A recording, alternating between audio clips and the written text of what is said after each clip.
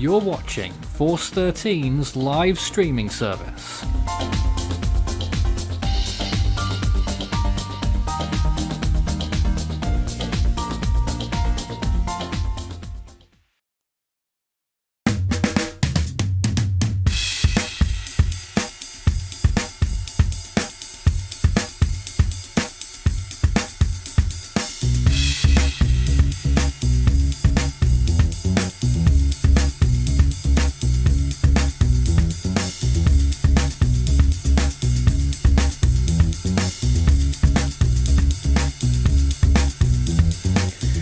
Hello and welcome to Force 13 Live update on Cyclone Mocha, which is fulfilling the worst case scenario at the moment, it would appear, with rapid intensification possibly going on right now, certainly substantial intensification all the same, with a very good looking eye wall feature and its eye there, which is continuing to deepen.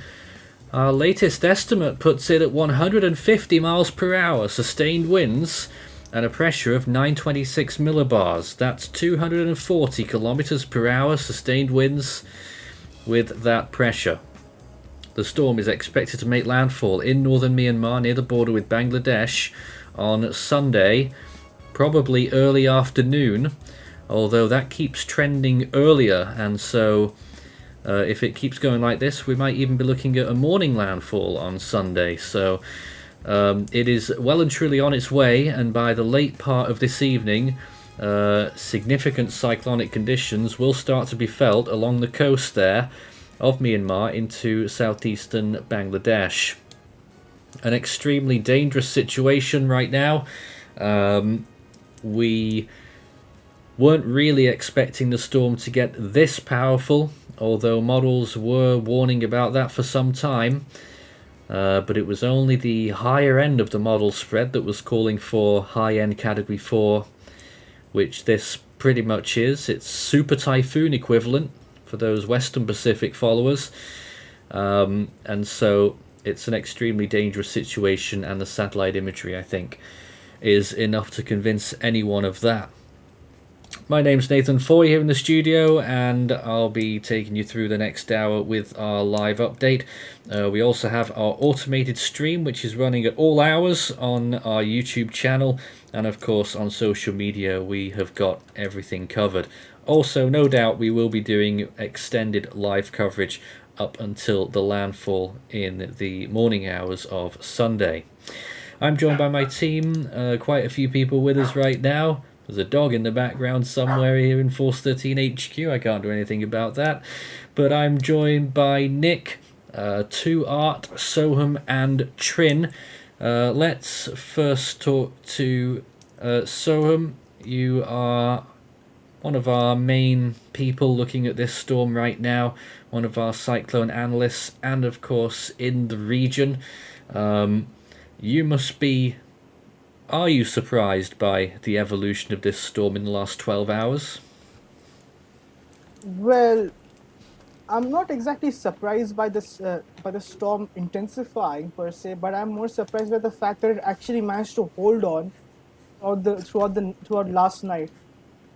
The shear had increased to around 25 knots in the mid-level regions, and the storm's northern side did see a little bit of a collapse because the convection and rotation from the southern side got stuck because of the increased shear.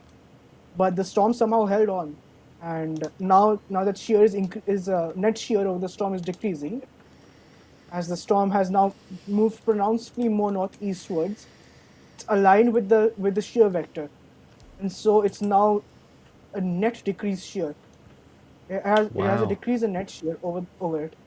So I'm afraid this storm is only going to get better until just before landfall, when shear increases from the jet interaction. What do you think of these microwave passes coming in? Looking extremely robust on these images. Easily probably top 5 in recent years for the North Indian Ocean. Blimey. Because I think the last time I saw such a prominent microwave signature was Sidr, and I think that was 2007. Gosh. And that, of course, was a Category 5. Yeah, it very well could make a run, but I'm erring on the caution on the side of caution. But I wouldn't be surprised if this intensifies another 10 knots in the next 6 to 12 hours. Man. And if it does that, then, well, it's already 150 miles per hour, so there's no telling what it could get up to. We've also got Nick with us right now, and you're showing us some imagery here, including a graphical depiction of Myanmar's, I assume, condition there right now. Why don't you tell us about that? Yeah, well, this is directly from the Myanmar Meteorological Department, and what they're warning about is definitely about the residents out in Rakhine State, and all these surrounding areas through Chin, probably through Mandalay, and also Sagaing are also gonna get a lot of conditions. Maybe not as strong as on landfall, but definitely something to watch out for as the storm definitely passes through those areas. I also got the cone here. I think it's a little outdated, but the Burmese are definitely thinking about a 110 or 120 miles per hour landfall.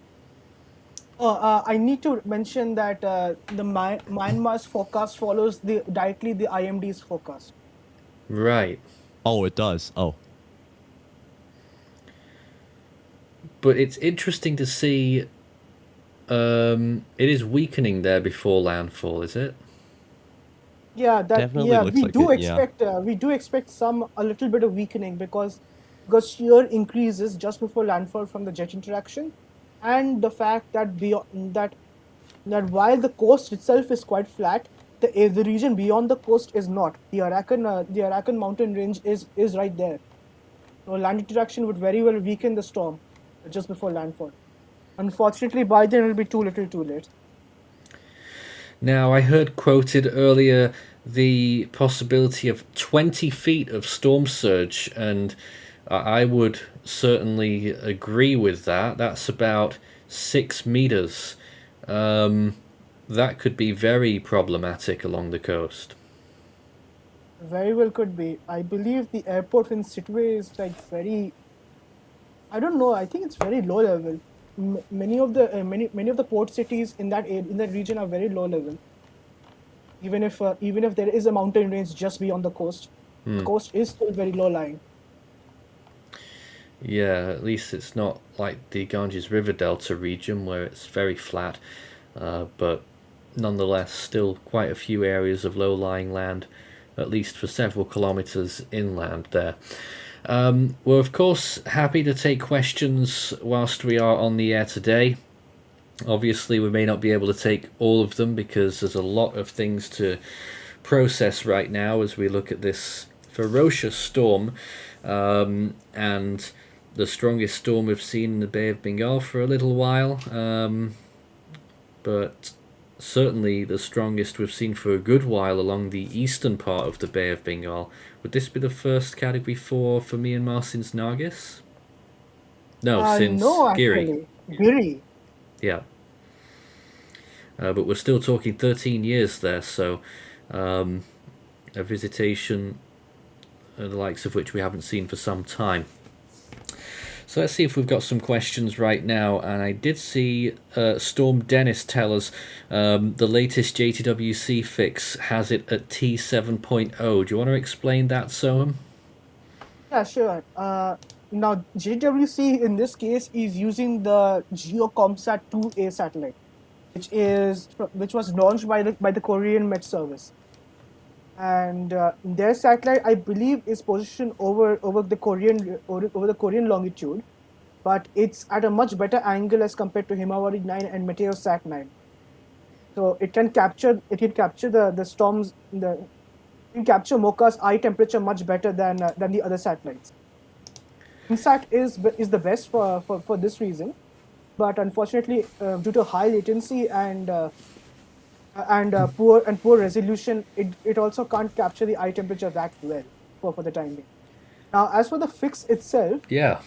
you would need to get a T7.0 under these conditions. You need the eye to be around off-white on the Dirac scale, eye temperature, which I believe corresponds to minus 30 degrees Celsius I to plus 9 degrees Celsius I. The eye temperature has to be between this range, and the surrounding cloud tops, the surrounding full ring, has to be at least colder than 76 degrees Celsius, minus 76 degrees Celsius. If you have a full ring of at least 0.4 degrees or 0.5 degrees width around the eye, then you get a T7.0, a data T7.0. Can I break on in the one Dirac scale. quick? ATCF shows 130 knots and 923 millibars for Mocha. Yeah.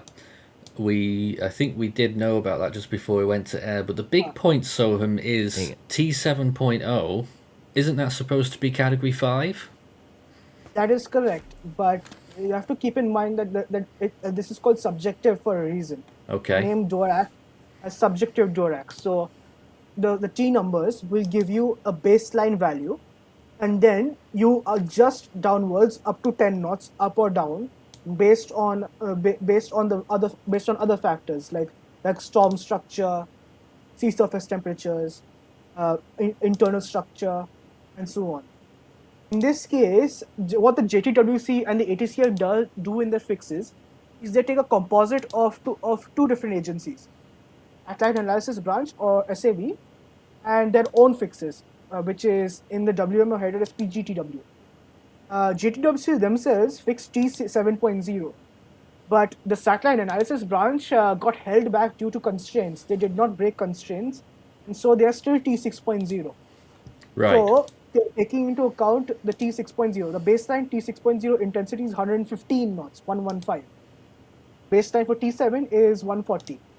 So what has likely happened was, because keeping in mind the strong structure, the JTWC has most likely given more weight to their own Dirac fix and have gone 130 knots in this direction. Yeah, okay, that makes sense.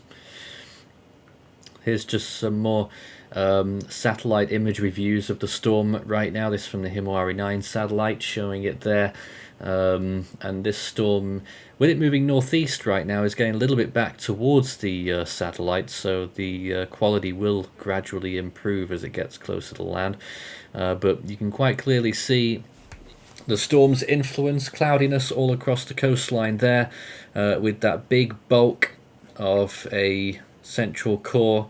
Tropical storm force winds are likely to begin fairly soon, probably within the next 2 or 3 hours, with hurricane equivalent winds probably beginning in probably just before dawn in some of those locations, maybe, if it does speed up. And then we're looking towards landfall. At the moment, we think it's going...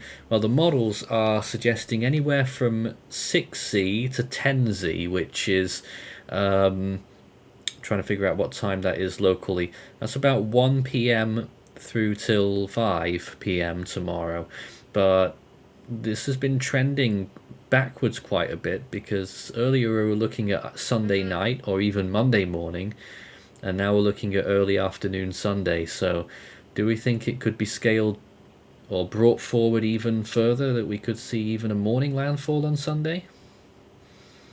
We'll have to see. The storm has definitely accelerated a lot more in latest trends. All right, we've also got Trininko with us right now as well. You're the closest person to the storm in our team right now, so I do want to hear your thoughts as well. Are you there? Yes, yes. Hello. Hi. Welcome. Hello. So it's cloudy here on the outflow of the cyclone, and there's been quite warning has been given from the several meteorological department to Bangladesh, Myanmar, and India. I can read out that if you want. I didn't quite catch what that was, sorry. He got warnings or something like that. Hello. Yes? Yes, it's here cloudy just because of the outflow of the Yeah. Mocha, and I can say the warnings that are given by Myanmar Meteorological Department and various other meteorological department here, if you want. Sure. Yes, just a minute. Um, the Myanmar Meteorological Department and other meteorological department gave widespread light to moderate rainfall, with isolated heavy rainfall expected in the southern states of northeast India, Barisal and Chittagong district of Bangladesh, and entire Myanmar except the Tenasserim coast, and some rainfall expected in the Yunnan province of China to near the border of Myanmar region, and gale force winds expected around the Chittagong coast of Bangladesh and entire Myanmar coast. I think Yep. they also given the warning in Tenasserim coast because of the monsoon effect and hurricane force winds near Sitoe. And storm surge of 5 to 6 meter expected in the Arakan coast. Uh, and there's a possibility of 3 to 4 meter storm surge in the rest of area of Myanmar. And warning number 4 has been given in the port Mongla, and warning number 8 has been given for Barisal and Chittagong, and warning number 10 has been given for Cox's Bazar area. I think that's a pretty serious conditions there currently. And there are two people that are chasing the cyclone. One is from the Sirakundu area and another from Cox's Bazar, and they said that there's cloudy weather currently. Yeah, that's no surprise there. So very severe impacts on the way, and we heard they're up to a 6 meter storm surge forecasted, and I also want to mention that with the current ZWC forecast of Category 4 landfall, it will be the strongest cyclone landfall there after 1968 Burma super cyclone landfall. So it will be a disaster there. Actually, that 1968 cyclone actually flattened 90% of the area of Sitoe, Meibon area, and 9 cities there actually. wow. So that's a very disaster cyclone, and out of them, there's two city where fatalities were up to 500 in that time. So it will be a extensive disaster, I think. The people should be very careful, and I think Bangladesh Meteorological Department also currently evacuating the refugees, which is the very good news, as Cox's Bazar is the biggest refugee camp currently, with 7 lakh or 700,000 of refugees living there. So it's a good Yeah, news. it's an enormous humanitarian operation and challenge that is clearly going to be faced there Alright, before, so I'm during, gonna go and now. after the I'll see storm. you later. Okay, thanks for joining us. So, it's going to be a very enormous challenge from a humanitarian perspective, with so many people out in the open over there in that border region. If you've just joined us, this is Cyclone Mocha right now. Much stronger than it was earlier and yesterday. It's now 150 miles per hour sustained winds, that's 240 kilometers per hour, with an estimated pressure of 926, although the JTWC look like they're going to go 923. What do you think about that pressure estimate, Soham? You were doing quality assurance on our pressure estimate beforehand, so where do you think they got Yeah, those extra 3 millibars from? most likely a lowering of the environmental pressure. I did not have that data available on hand while they do. All right, So fair enough. we'll most likely adjust it later on. And if they release their update during our stream, we will let you know. It happened very late in our last stream 12 hours ago, so we'll see if we manage to get that. Let's try and get some comments and questions then. I know a lot of people want to have their say or ask us things here. Mohammed says, could it become a category 5 in 2 or 3 hours? Basically the question. It's very impressive on that microwave imagery, Soham, and I don't think we can rule it out, can we? Unfortunately, we cannot. So, really substantial. Silver Psycho says it looks like minus 90-degree cloud tops are starting to wrap around the eye more and more. And what are the team's thoughts on a possibility of a Category 5 landfall? I would say those chances are very low because we do expect weakening before landfall regardless. I don't know if anyone else has any comment on that. Unless the storm really goes all the way, or very high intensity, I don't see it becoming a cat. I don't see it remaining 140 at landfall, 140 knots, because there will definitely be a little bit of weakening. We've also got David with us right now. Hello, welcome.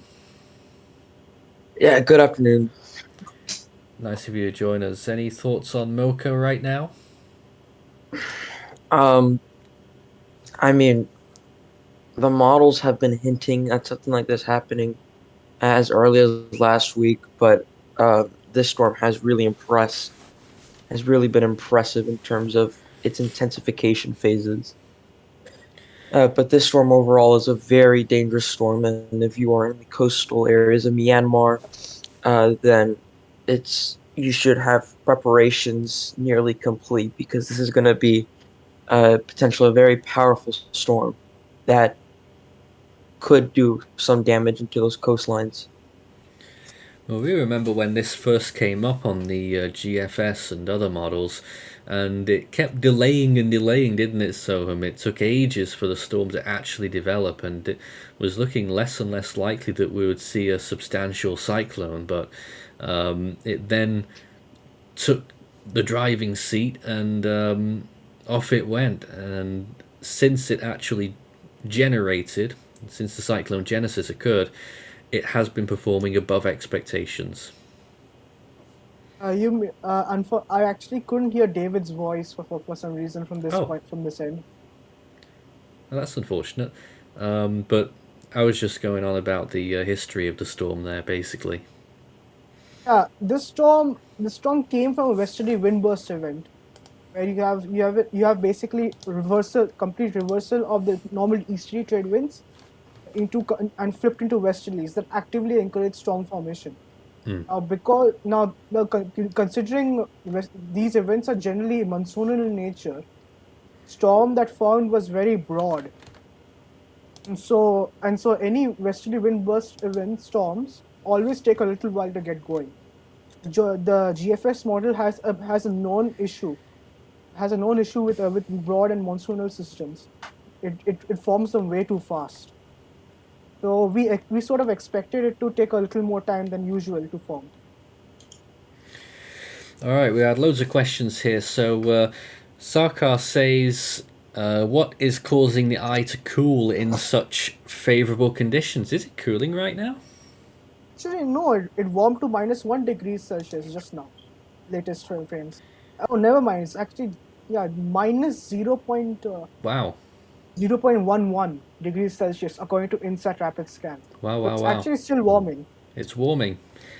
And let's see what else we've got here. Does it have a pinhole eye? I don't think that's a pinhole. It's quite small. Eye temperature has shot up to +3 degrees Celsius. Oh my gosh. Live news right now here, guys. The eye temperature is shooting up. This storm's going all the way. If it actually reaches +9 degrees, it's an instant DT 7.5. Sheesh. 7.5. CMG and cold medium gray embed plus WMGI, which is the warmest temperature on the Dirac scale. Now, obviously, this is still speculation, so I wouldn't put too much credit into that.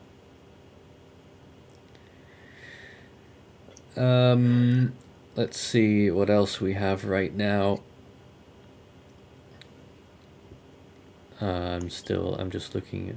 Oh yes, a moment of lovely. We just want you to clarify what we were talking about earlier when we were talking about T7.0. Obviously, a lot of people may not be familiar with some of this jargon that we have in these satellite observations. Do you want to explain that a bit more? What T7.0 actually means? Okay, so the Dirac scale runs has a total of 8 numbers. Goes from 1.0 to 8.0, and the Dirac and it is each of these numbers is divided into increments of 0.5. Yep. 1.0 is the very start when the system has just become visible. Like there's a cluster of thunderstorms that are contained within a 2.5 or so degree box or so, and T8.0 is when the storm's very strong. Each of these numbers have a specific wind value assigned to them. 1.0 can range. 1.0 I typically believe is around 1.0 and 1.5 do not have a wind number range typically. 2.0 is 30 knots or 35 miles per hour. 2.5 is typically when most agencies classify storms as a tropical storm. 2.5 is 40 miles per hour. Yep. 3.0 is moderate, weak to moderate, which is 50 miles per hour, 50, 45 knots. 3.5 is where the Asian agencies, which is Hong Kong Observatory, Japan Meteorological Center, JMA, and Pagasa classify as a severe tropical storm, 55 knots, 65 miles per hour. 2.0 is where the hurricane scale begins. And this is where the National Hurricane Center, the Joint Typhoon, the JMA, and the Southern Hemisphere agencies all call a tropical cyclone, or cyclone, typhoon, hurricane, and so on. 0.5 is mid-range Cat 1, which is 85 miles per hour. 5.0 is mid-range Cat 2, 105 miles per hour. And the moment we reach 5.5 is when the storm is understood to have achieved major hurricane status, 115 miles per hour, or just baseline Cat 3. 6.0 is the beginning of the Cat 4 status, 130 miles per hour, 115 knots. 6.5 is mid-range Cat 4, or 125 knots, or 145 miles per hour. And 7.0 is the Category 5 point, which is 140 knots or 160 miles per hour, 160. And then from then on, you have two more points. 7.5, which is 180 miles per hour or 155 knots. And the highest on the scale is T8.0 or 170 knots, which equates to 195 miles per hour. This is a very rare designation given very rarely to storms. Now, Icy Flames says, did the jet stream actually help the storm fight shear and maintain its intensity? Big conundrum over what happened over there, that it managed to hold on to that intensity, which you weren't expecting. Honestly, in hindsight, I should have expected this. I have had a track record of underestimating jet interaction storms. Okay. We also have a few other people with us though right now as well. We have Alex and Alex, which is interesting. We've got two of them from different parts of the world. Let's first talk to Alex in the Netherlands, who is one of our more veteran cyclone trackers, and you must be pretty surprised by this development as well, just how strong it's looking in that microwave pass earlier. Yeah, I've been looking through it in the morning first. Didn't look all too good then, and it just kept improving. And it's probably because, yeah, as I should have expected as well, as the shear factor aligns, the storm has it easier to intensify, which means it just takes any chance it gets. And you see the result here of lower shear, and just yeah, it's just incredible to see how it's developing. And we have Alex over there in Washington State in the US. Hello. Hello to you too. Anything you'd like to mention about this storm right now? Well, to be honest, I'm kind of at a loss of words with how strong the storm has been growing over the past few hours and even a few days. Yeah. And if this storm does actually go to Cat 5, I don't know what it does. I'm not going to be surprised in the slightest, although I highly doubt it's going to reach that Category 5 title. No, the way it's going. Unfortunately, I'm not so sure about it. Definitely not getting there anymore. Unfortunately. Yeah. I doubt 160 knots for Mocha. It's getting close to landfall. 160. You mean miles per hour 160 is or crazy knots? high. Yeah. Knots or miles per hour? Because knots, 160 knots is 185 miles per hour. Just as a Yeah, reference. that's too high. Mm-hmm. I'd lost the question, but there was someone talking about whether Cyclone Mocha is larger than average.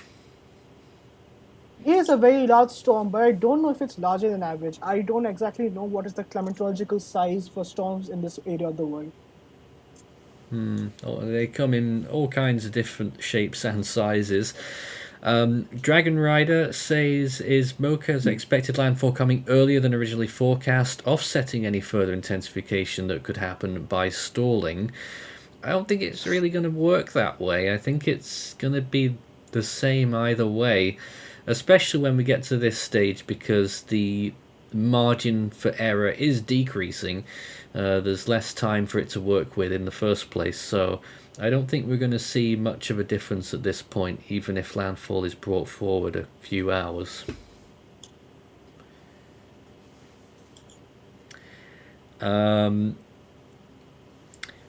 Let's see what else we have. And why do the storms in the Bay of Bengal struggle to form a clear eye? There's something else to that question there. I lost I it. can answer that question. That it's been understood in the United States community that the higher the tropopause or a storm is in the environment, more to struggle on getting a warmer eye to clear. That's why that's typically why when you look at higher latitude storms, you notice with the lower tropopause they have an easier time getting their eyes to be warmer. The Bay of Bengal, on the other hand, doesn't extend very far north because there's land on top, and coupled with a very high tropopause it has from having such a warm pool of high sea surface temperatures. So it's well believed that a storm in such cloud tops, if it manages to get a warm eye, typically means that storm is very strong. If it can make it to plus 9 degrees, if it can get warmer than plus 9 degrees, it would mean it's a very strong storm. And you're watching that like a hawk right now. 3 degrees is the last that you saw. Now, there's a couple of questions about the other systems that are active right now, so we'll do just a little look at the other systems that are active around the world. Here is an area of interest that we marked near French Polynesia. We gave it 20% yesterday, it's been dropped back down to 10% today, and it doesn't look like that system is going to form. If it did, it would be off the southern end of that will eventually spin up and try to develop into probably a subtropical cyclone as it gets down into those lower latitudes, higher latitudes. And very, very few areas in this region, but a few of those islands getting some heavy rainfall most likely. But it's just open ocean to its south, so that's not going to do very much. Let's take a look at the other system, though. We do have a tropical storm out of the southern system, what is Invest 92S. It hasn't been named by Meteo France yet, but they have tagged it as a tropical depression, although ASCAT earlier on did find tropical storm winds, and so this should be designated as a fully fledged tropical storm. There it is, and you can see how it's wrapping up there and looking much better than it did yesterday. And the full picture, you can see it in context just on the other side of the equator from Cyclone Mocha. Okay, eye temperature in latest frame has shot up to plus 5.5 degrees Oh, wow. Celsius. That's pretty crazy. We got a loud noise there coming from somewhere. We have a few new people here. It's getting quite busy. We've got Ethan, who is our regular head of operations here, and Cesar Gamez, who is joining us from Mexico. Produced a few videos on our updates on Mocha during the last few days. Let's first say hello to Ethan, and you must be Waking up rather surprised to see a full minus 80-degree ring around this storm's eye, which is purportedly now up to +5. Oh, well, I gave him a big intro and nothing came of it. I'm sure he's just sorting out his microphone or Oh, I'm on There mute you on are. Discord. That There would be you nice. A good thing it didn't capture my raspy voice. Anyway, yeah, this is certainly a storm of the record books right now. It's been a long time since we've seen one of this in the Bay of Bengal. Last one I can think was Umpan. But that was pretty far away from land. This close to land, I can't remember the last time that we've seen one in the Bay of Bengal, Nathan. Were you around for Fani? Yes, I was. That was probably the last one. Yeah, there were a few around that period, but certainly near this eastern part of the Bay of Bengal, it's been a while since Geary, and this is going to be stronger than Geary, isn't it? Yeah, probably. If I had to guess, it's probably near winds of 155 miles per hour right now, if I had to guess. And latest microwave pass that I've seen has shown a very strong core. I don't know if you've shown it on the stream, Nathan. We've shown one image, but there's a few others that we haven't got to show yet. Do you want to help us out with that? Yeah, I'll pull up the latest one, and it is absolutely crazy. This microwave pass. Yeah, let's take a look at this just once again. It might be the same one. Let's see. Yeah, that's the one that I showed earlier, but the other ones look very interesting as well. Could you show us those? I'll try to find them. We got incredibly lucky with microwave passes, actually. Yeah, we really had have, to be six- honest. Though. We have had 6 microwave passes hit in a row in the last 2 hours, Wow. which is 6? very rare. Very rare. Are you able to post the microwave passes for me, Soham? I don't have them on hand. I have a GIF. I may have a GIF of it Okay. if I can download it. Alrighty, that was fast. We've got a ton of questions to go through here. Let's see what we've got right now. Has there ever been a storm that reached T 8.0? Yes. What was the last Where? one? Here's another one, Nathan, for you. There we go. Look at that. The last official T 8.0 fixed operationally was Goni 2020. Ah, yes. GTWC. And the last official T 8.0 fixed by any agency is Surige from 2021. The Japan Meteorological Center, or JMA, fixed that as a T 8.0. Wow. I didn't know that. They used the visible iteration of Dvorak to do it. How?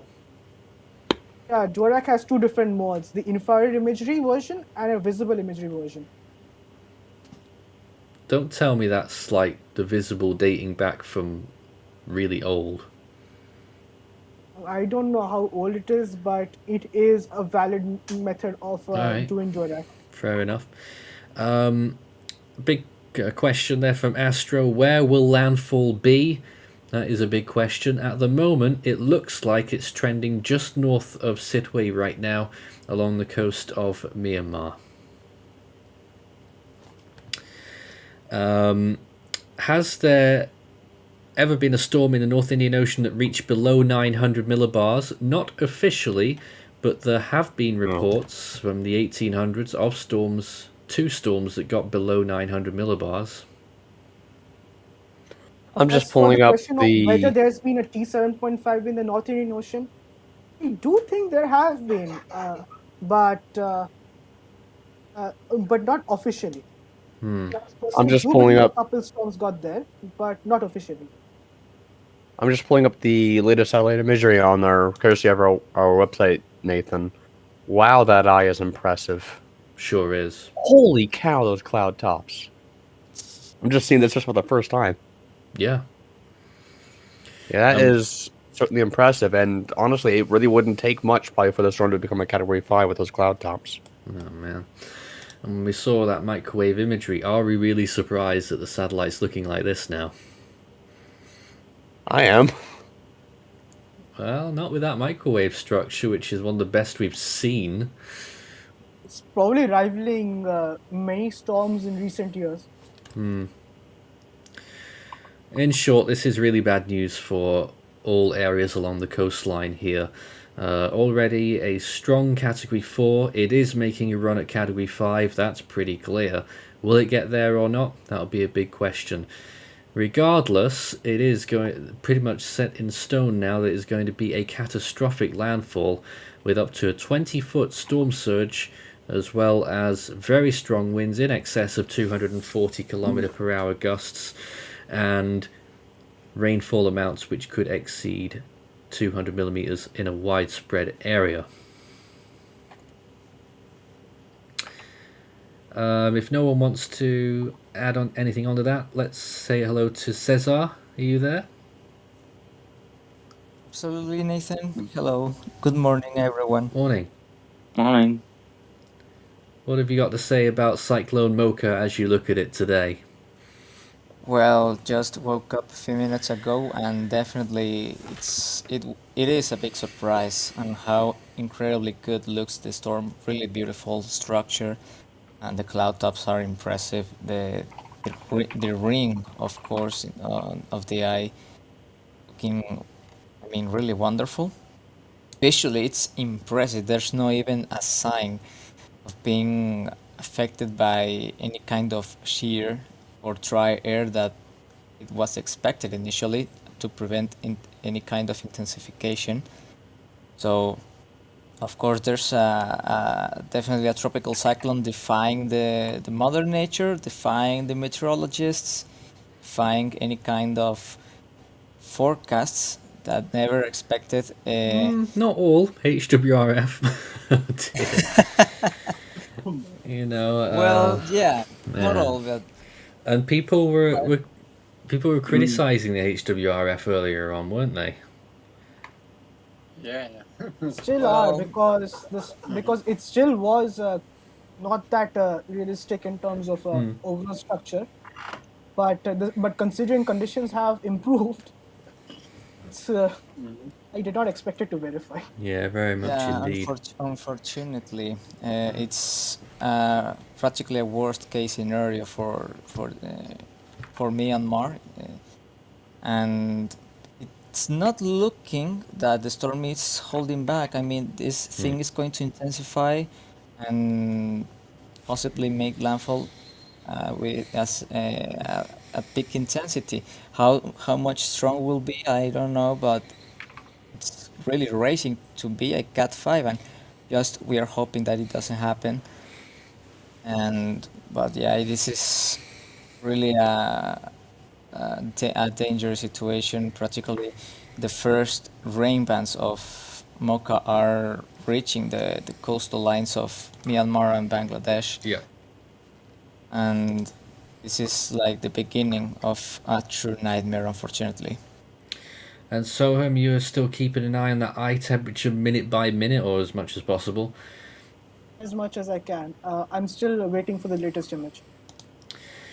Well, let's see if we can try and formulate a schedule for this coverage that's going to be coming up. Obviously, this commentary stream is only for an hour. We'll be going back to the automated stream at the end of this, which has got live satellite imagery and information on there all the time during this storm, overnight tonight.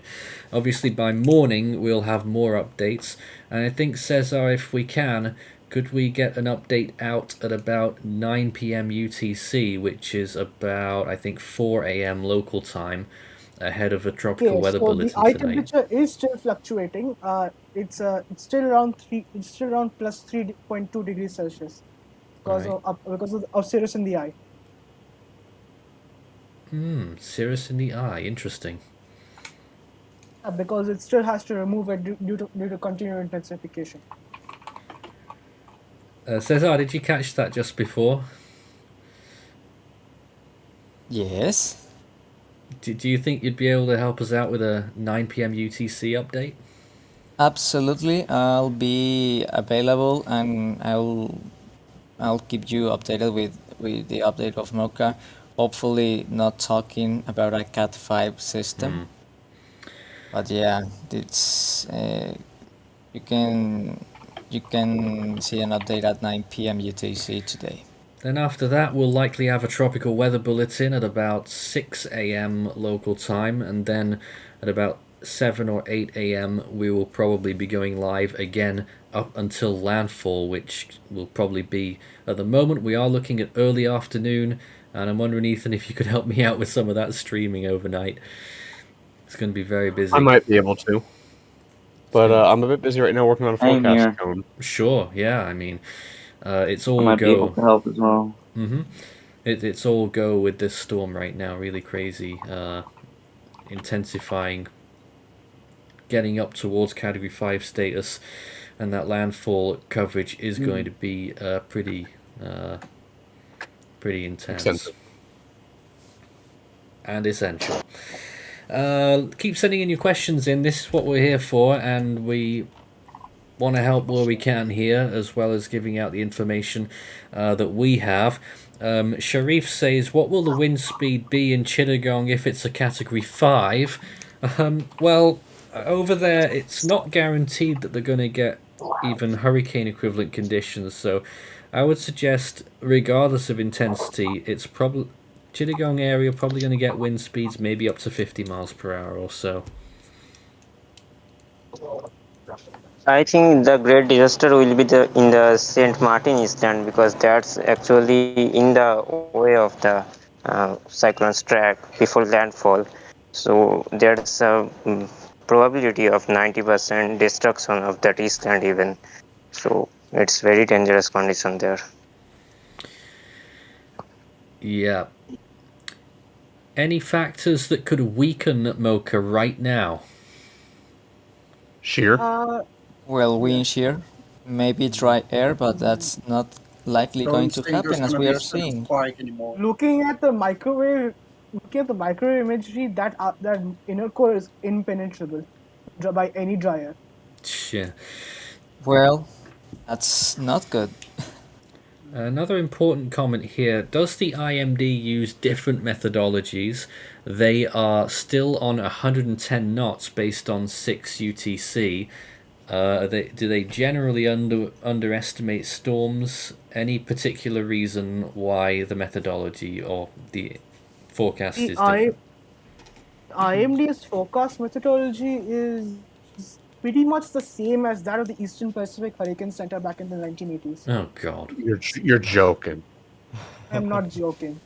Well, Well, damn. Even I know that's bad. A moment of lovely, thank you very much for your support, and we appreciate you here with us being one of our chat mods, thanking us for the people on the Still stream fluctuating, team. it's down to 1 degree Celsius eye Wow. temperature. The team and the people behind the scenes appreciate our hard work and coverage. It's important and needed. Well, we appreciate that as well. We're doing our best here covering this enormous event, which, let's be honest, a lot of the worldwide media probably won't focus on as much as they ought to. But we cover every storm as much as needed, and that's why we're here covering this right now, and we'll have extensive coverage up until landfall tomorrow morning. Now, as we get closer towards the next hour, there was a question there, do we think it's 155 miles per hour right now, and what would it take for us to notch up that next step again? So I think it's already there. 55? So I think it's already there. 160. It could very well be already there, 155. I don't know about the issue with the Saffir-Simpson hurricane wind scale is that it biases people with psychological barriers. Yeah, it does. Like you shouldn't be you shouldn't be afraid to up it by 5 miles per hour. The moment but the issue starts when the issue categories starts when change. the category changes in the 5 hours. So if once 155, 160 were not a category boundary, you wouldn't have had any issues upping it to 160. But the problem is, it's when you reach 160 from 155, you flip from category 4 to category 5. In terms of actual physical nature and environmental factors, there is absolutely zero difference between these two numbers. because it's a category change in an arbitrary scale designed by humans, causes a psychological barrier to form. This shouldn't happen. I'll never forget during one storm, one of the Atlantic ones, I can't remember which, it went from a category 5 down to a category 4 whilst it was approaching land or overland or whatever. And half the people on the stream tuned out as soon as it went down to category 4. I mean, come on. That's just. By Dorian. Could have been Dorian. It's just insane. Not very much has changed. But there we are. I'm getting reports that the newest JDWC cone is out, and they forecast a holding of intensity at 130 knots. Interesting. I don't have this cone yet. I do. I'll just send it over. I don't have the advisory either, so I'm not sure what's going on there. Check live output channel and you'll get the and there it is. Yeah, Soham has the new cone, but I don't. What's going on over there? Here it is then. That's the latest forecast cone, and we'll get it on a bigger screen as soon as I get the update at my end. Don't know why it hasn't come out so far. But there we go. Calling for, and I'm struggling to read that myself, but I'm guessing it's the first point is 130 knots and the second point is also 130 knots. That is correct.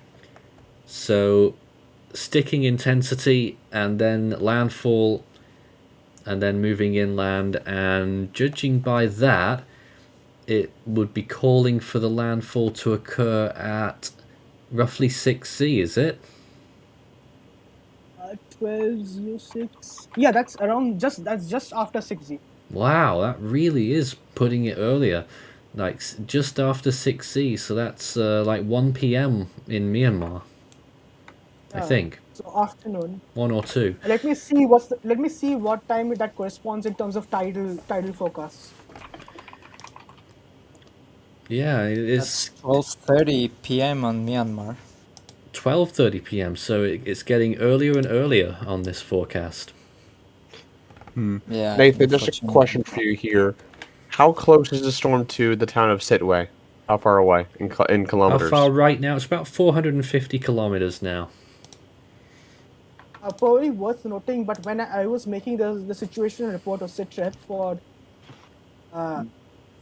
Mocha earlier today, I had reported 540 kilometers south. I'd reported 540 kilometers from Sitwe, so it's traveled 90 kilometers since then. Let's just get a latest update on that position, just to be sure. Distance from Sitwe now is actually much less. It's 392 now.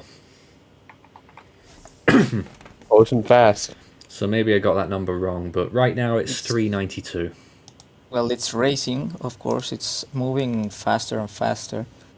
That's Okay, so the low tide of the day will be at 11:31 a.m. local time.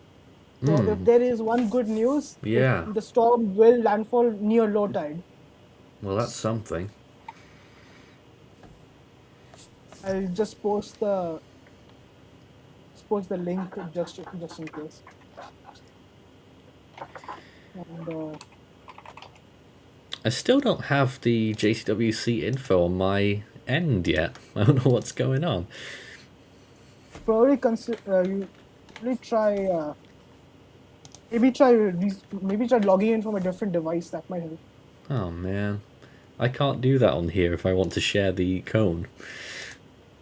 Anyways, you saw a smaller version of it. I mean, it's not very much changed from the previous one, just the winds.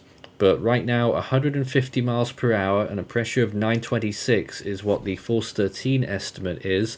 And I don't know if you're going to have an hourly update at all, Soham. Do we know what the CAT team are doing? At the moment, I believe Ethan's making a cone at the moment for Mocha. Yep. So that will probably act as our intermediate estimate. Okay. Are you going on for another hour, Nathan, of live coverage? No, we will be finishing up in a few minutes, just so that we can recuperate and prepare for our proper coverage, which is going to happen in the early morning.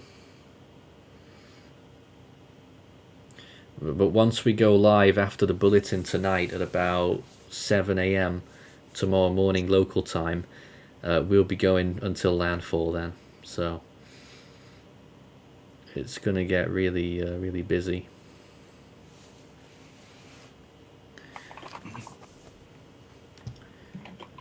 And potentially a long stream there. I know people have sent me some DMs, so I'm just going to see if I can take a look at those. Yep, there's that JTWC cone that I've been sent. Someone already sent that to me. It's just that I can't get it up on my big screen because I don't know. But what I want to know is the prognostic reasoning. That's not going to be out for a little bit, unfortunately. All right, fair enough then. Let's see if we've got some more questions then. Any info about rainfall estimates? Let me just actually, I do have it with me.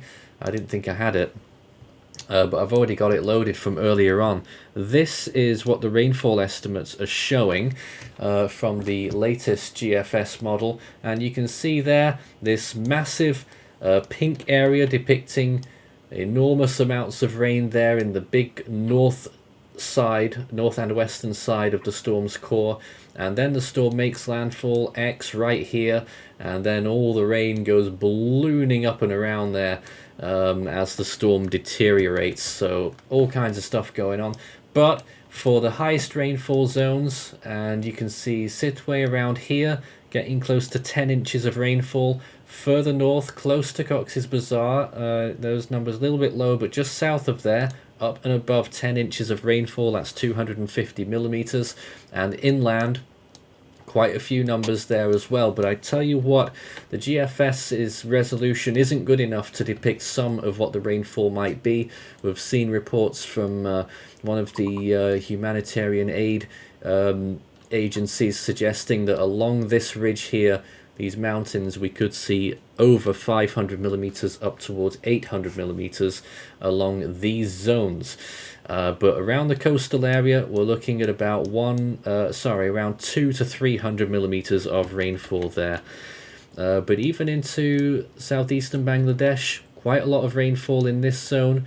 That once again is up and above 200 millimeters, and into the far eastern provinces of India as well, particularly in the south, looking at numbers approaching 250 millimeters there as well. So a lot going on there. And just to show you another graphical depiction of the GFS showing the storm making landfall and the initialization of it, just loading this now.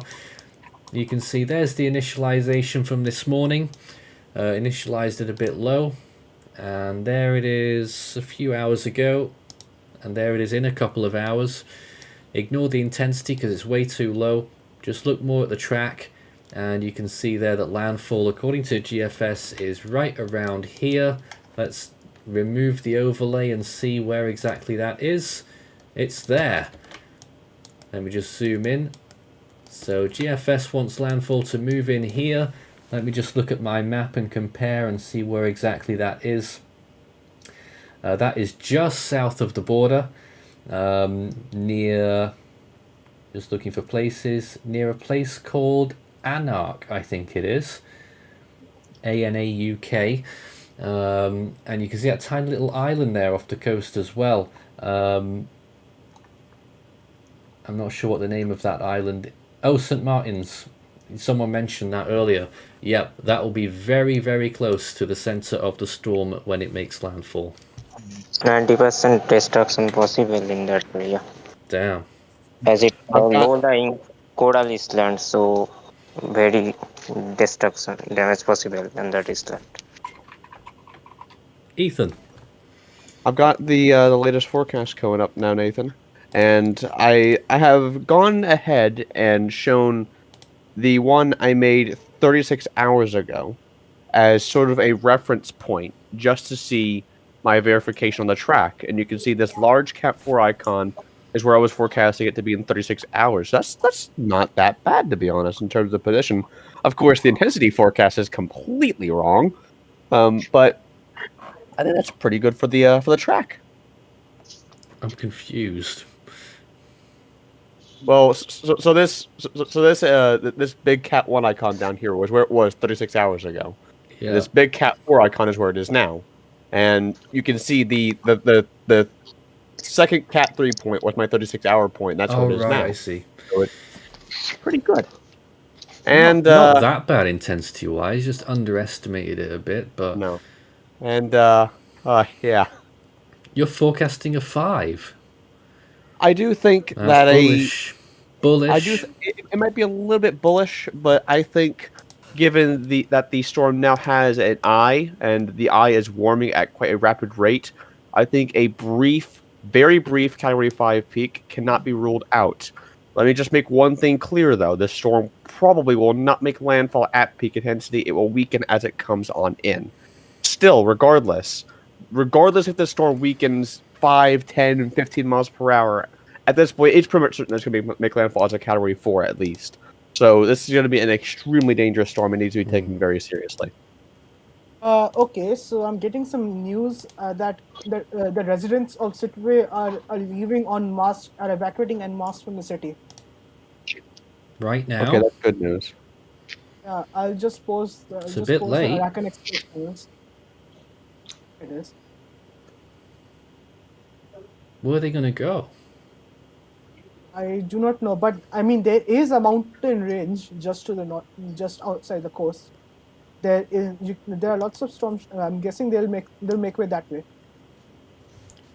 I mean, this is something to be taken really serious, and unfortunately, based by the tweet that Sohum thankfully sent to us. I mean, this is a really dangerous situation. The cyclone is moving absolutely fast right now, and they should have been evacuating like 24 hours ago, not like right now. The storm is about 12 hours. From 12 to 24 hours, depending on how fast or how slow it moves from landfall. And the conditions are... Okay, so the IMD is fixed T 6.0, same as SAV. Jeez. The conditions are getting worse, will get worse and worse really quickly, so there's practically no time for evacuation at this stage. Alright, guys. Yes, sorry, go ahead. also, I think that hilly area won't be a safe area as there's landslide also forecasted by the Myanmar Meteorological Department there, and during heavy rainfall even slope failure occurs there, so it will be a very dangerous if someone evacuate on the hilly areas. Alright guys, we are out of time. Thanks very much for being involved on our team there, we appreciate that. And for watching our stream today. Of course, we will have loads more to come during this storm's imminent landfall almost now, as we get into the early hours of tomorrow morning. We will be live again with extensive landfall coverage in the morning, starting at around 7 or 8 a.m. I'm not sure exactly what time it will be yet over there. We'll have loads more updates on our YouTube channel. Right now, you'll be redirected to our automated feed, which has live updates and satellite imagery and info on the storm in real time.